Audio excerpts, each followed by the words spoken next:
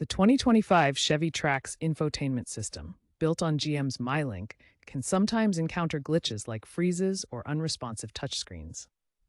Resetting the system is often the first step in troubleshooting. There are two primary types of resets: a reboot or soft reset, which temporarily restarts the system without erasing your data, and a factory reset or hard reset, which restores the system to its original settings, erasing personalized data like radio presets and paired devices. As of recent updates in October 2025, GM recommends regular software updates via the vehicle's settings menu to prevent such issues. If you experience problems, the My Chevrolet app also offers remote diagnostics and reset options for connected vehicles.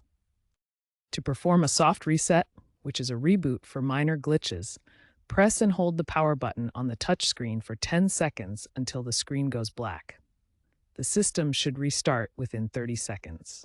For a factory reset, which erases personal settings, navigate to Settings in the infotainment system, then System, and select Factory Reset. This takes 2 to 5 minutes and requires the vehicle ignition. If the touchscreen is unresponsive, ensure it's clean and dry.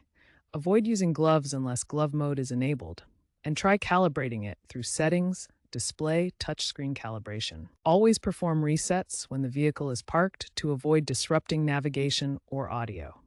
Keep your software up to date for the latest fixes.